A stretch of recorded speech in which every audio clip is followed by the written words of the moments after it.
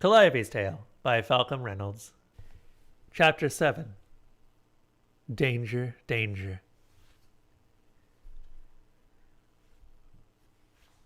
"Where is it?" Mikula whispered, next to Ianthe. The midnight sun was completely still and silent, floating in the water. They'd extinguished all the lights and stopped moving. Ianthe shook her head. "I don't know," she breathed back, trying to avoid making any sound at all. "I don't feel it."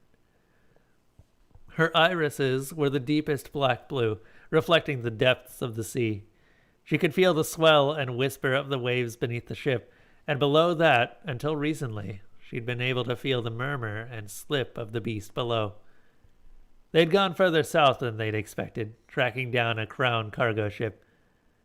They weren't sure what was on board, but it was deviating from the normal courses the Crown ship tended to run, so it was curious. This had been a terrible mistake. They'd strayed too far, slipping sideways on a crosswind into the area above the series of underwater mountains and crags, which the crew could see from the surface as luminescent algae coating the crevices and cracks in the stone. The area, unfortunately, was home to a serpent. While it wasn't large for a serpent, Ianthe had spotted it almost instantly when it had rushed them, and desperately began to channel Othu. It was still extremely dangerous, and capable of destroying the ship if they weren't cautious. Their best hope was to stun and subdue it, and try to get away while it was wrapped in netting. There, in the corner of her awareness, Ianthe felt the serpent slither through the deeps, heading their way. She turned towards it, one hand out, trying to detect its intentions. They weren't good. She barely had time to call a warning, "Get ready!" before it slammed full force into the hull, making the entire ship rock where it was. She rushed to the edge and peered over. There went its coiled form, the size of a great white, perhaps no larger. Tiny for a serpent, but an enemy that they would have a hard time besting nonetheless. "Ready the nets," she murmured, and crewmen moved across the deck as quickly and quietly as they could while the serpent swirled around for another pass. Its fins cut the water like swords as it whipped around. Ianthe saw its angular head and frilled fin on its jaws flare as it gaped at them, teeth flashing in the light of the algae. Those black eyes held no mercy, only hunger. There was not a creature to be reasoned with. She gave the signal, and one of the cannons fired, a spiraling net of rope whipping into the water.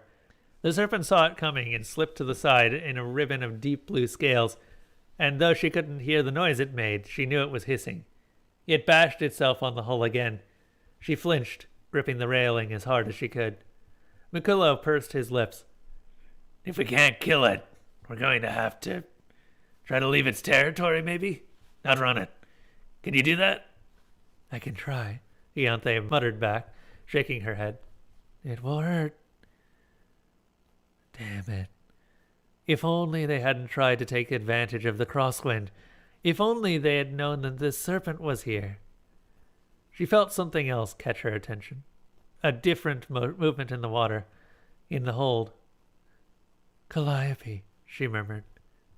"Wynn, go check on her. She's distressed." Mikula nodded and vanished for a few minutes. The serpent made several more passes, hitting the same part of the ship's hull every time. Ianthe felt the hull begin to bow and sensed the water as it trickled into the hold through the indent. The crew loaded a few harpoons and shot them out, but it was too swift every time. When Mikula returned, he was even more worried than before. "She wants to know what's happening," he muttered, shaking his head. "I told her it was a serpent. She asked if she could fight it." "And I said no, because that's ridiculous," she said, disbelief etched across his features as he glanced over at Ianthe. She could barely see his face, lit from underneath in the cold light of the algae. "She'll be killed if she goes near it." Ianthe shoved on the serpent as it tried to dodge again, refusing to let the waters comply with its movement. She felt its muscles strain against her mind, and she wasn't prepared for it.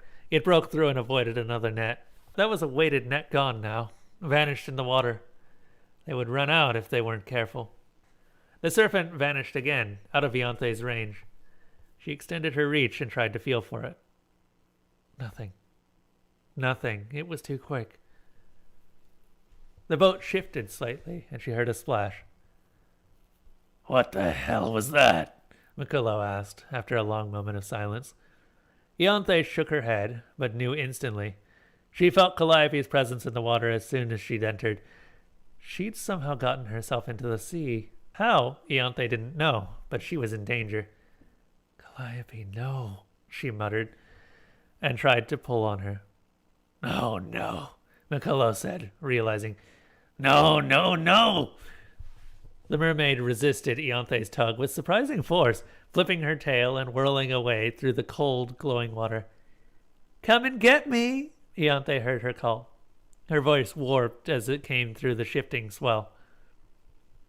"I'm not afraid, especially not of you." It was too late to get her now. The best way to ensure her survival would be to help her, and if she thought she could take on a serpent. "Damn it!" Mikulo hissed, leaning far enough over the rail that Ianthe feared for a moment he might fall. "No, Calliope, no!"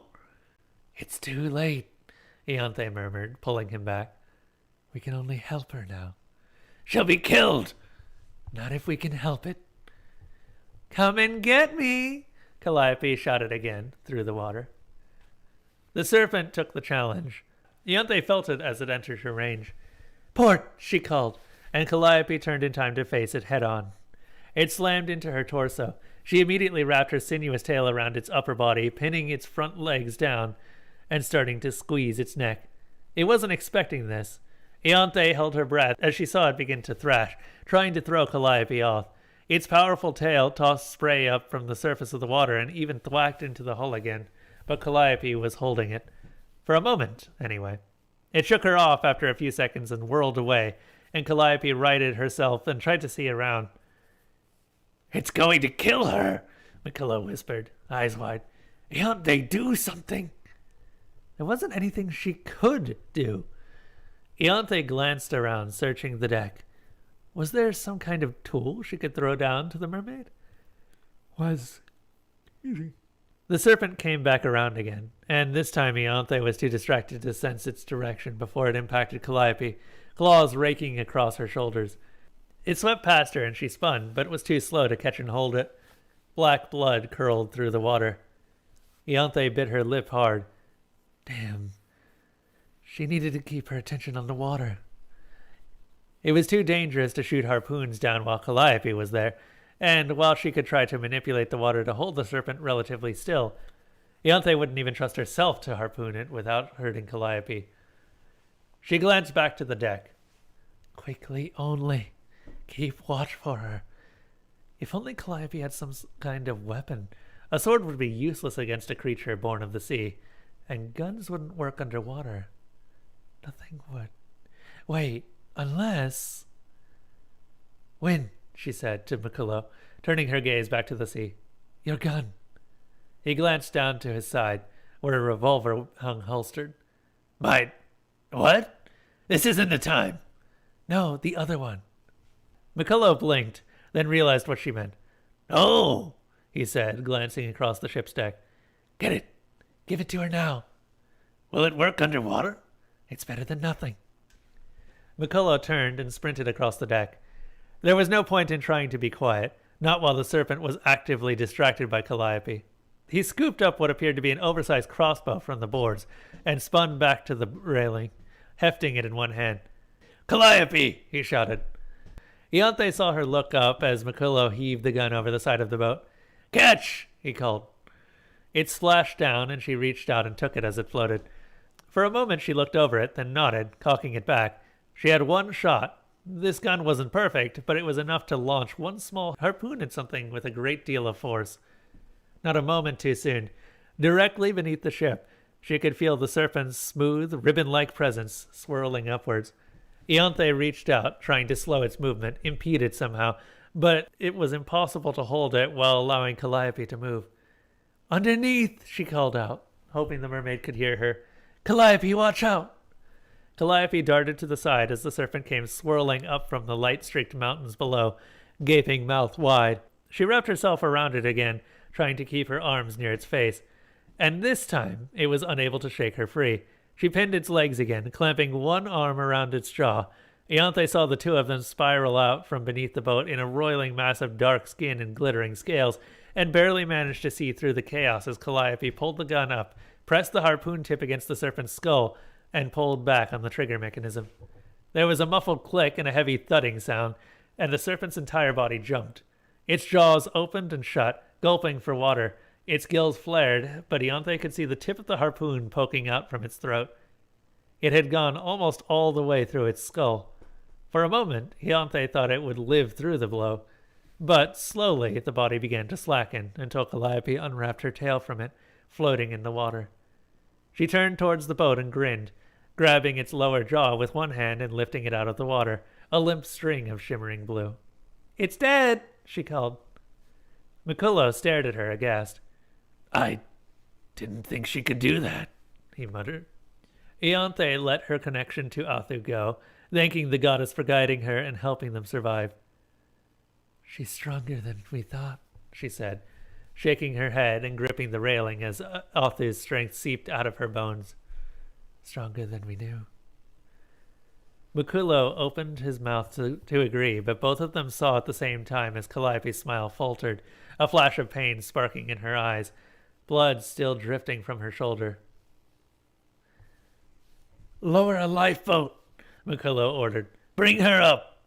The serpent had caught her across the back, 4 long, ragged slashes in her dark skin and the darker flesh beneath. She winced when Shafira, the sharp-eyed ship's medic, ran her fingers along the skin between and whistled through her teeth, thinking.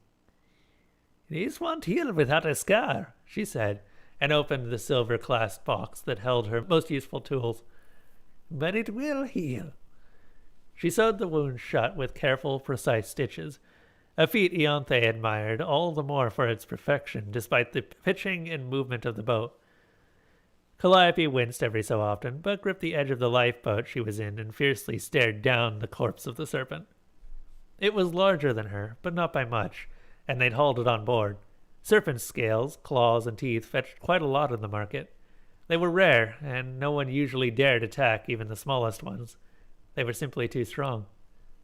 But here they had a dead one. How could they explain it without mentioning Calliope?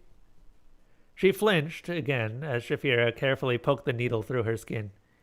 "Don't move," the healer ordered. Calliope didn't respond, other than holding still. Shafira nodded to herself. Miculo was crouched next to the corpse, staring at the harpoon through its brain and the empty gun. He hefted it in his hands and examined it, then set it down and stepped over to Calliope. "I want to apologize," he said after a moment. I should not have doubted you." "It's okay," Calliope said, grinning with all those incredibly sharp teeth. "It was fun." Miculo almost choked on his words. Ianthe had to stifle a laugh, seeing the momentary panic in his eyes. "Fun?" he finally said. Calliope laughed, loud enough to be genuine, soft enough that she couldn't disturb Shafira's work. "I'd do it again. It was fun. Exciting."